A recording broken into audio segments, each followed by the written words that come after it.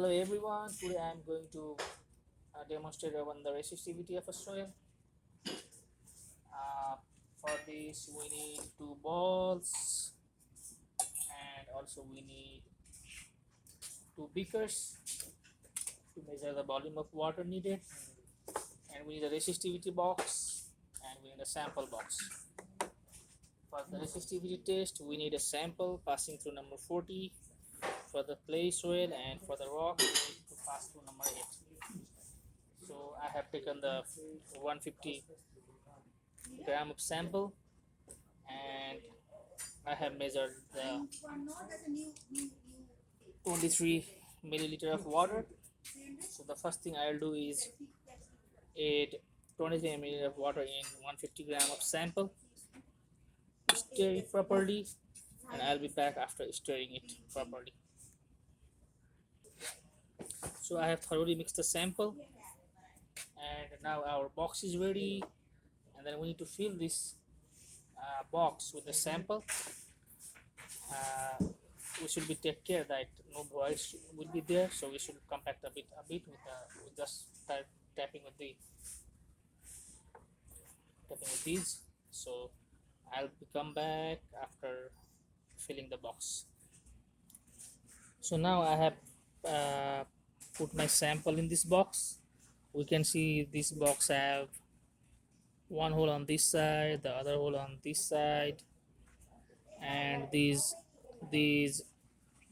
uh, resistivity portable box have these cables and these clips here, you can see here.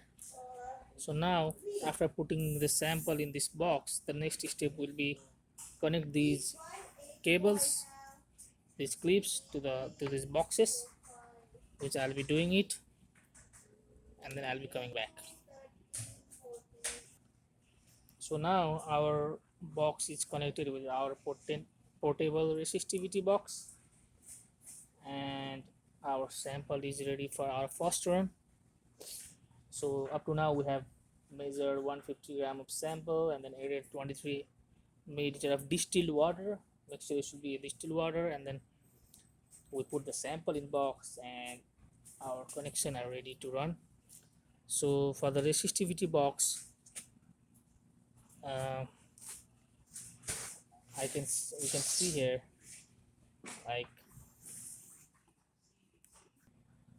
so after our sample is ready and after the connection, the resistivity box consists of three parts. One is the null sensitivity meter, one is the dial meter, and one is the ohms reading. So what you need to do is on the null sensitivity meter, you need to pull to your side, and then we need to make it to the center, right here on the center, by moving this dial gauge from 1 to 10. We cannot go below 1, we cannot go above 10. So right now if we focus here, so I'm and my ohms reading is at 10k. So at 10k I am able to make it center.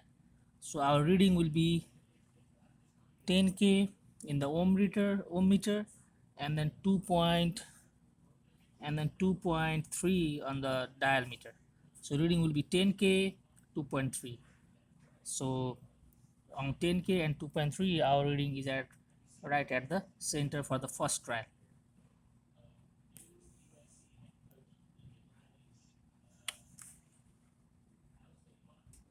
So our first reading was 10k at 2.3. Now we need to take this sample back to our ball and then put all this sample. We should not have any losses, and then we should add another 23 ml in the second trial. I'll mix the sample after adding another 23 ml and I'll be back. So our first reading was 10k and 2.3. Now I have added another 23 ml of water on that sample, distilled water, and my sample is ready in the box, and we'll be running our second trial.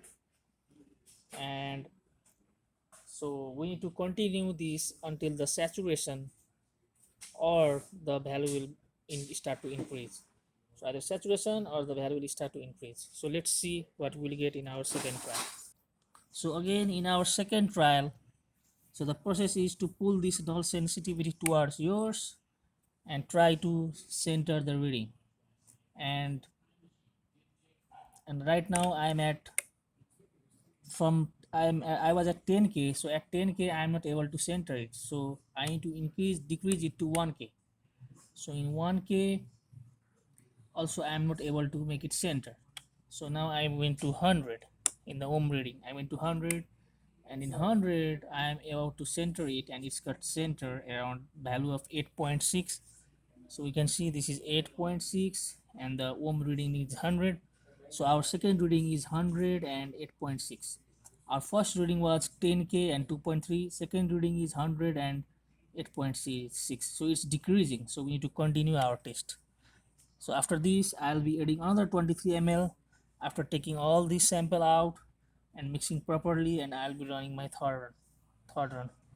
So this is our third run. Again I added 23 milliliter of water, and again we are doing same step, pulling the null sensitivity toward yourself and trying to center the needle. And yeah, it's again decreasing, so our value is 8.4. Last time we get uh, uh, 100 and 8.5. Now we are getting like 100 and 8.3. So it's again decreasing, so we need to continue our test, and I'll be back after preparing my fourth run by adding again another 23 ml of water. So now our fourth run is ready, our sample is ready, and then I just make sure every connection are good, there is no any loose connection, everything is perfect to run. So now the same process, pull null sensitivity towards yourself and try to center the needle.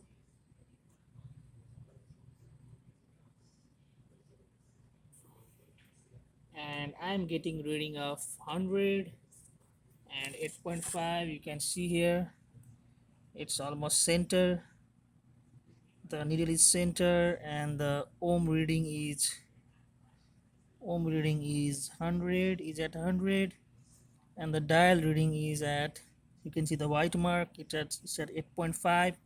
So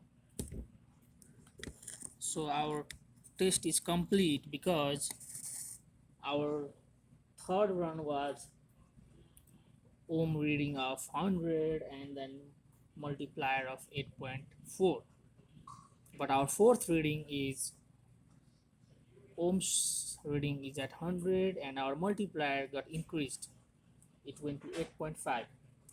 Before it was decreasing. Our first run we got 10k and 2.3. Second run was 100k and 8.5, it was decreasing.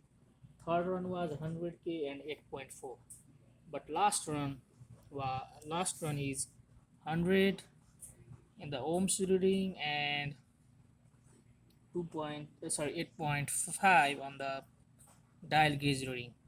So from this we can determine the resistivity as 8.4, because after that point it again starts to increase. So in this way the resistivity is carried out. I am repeating it again, we need to run the test until the saturation or once the value start get increased. So the value will be the one after which it starts to increase. So our third value was 8.4 at 100k, sorry, at 100, because our resistivity will be 8.4 at 100, because after that it started increasing. So in this way the resistivity of a clay sample is run. For the rock the process is same, but we need to sift through number 8 sieve and follow the process. Thank you.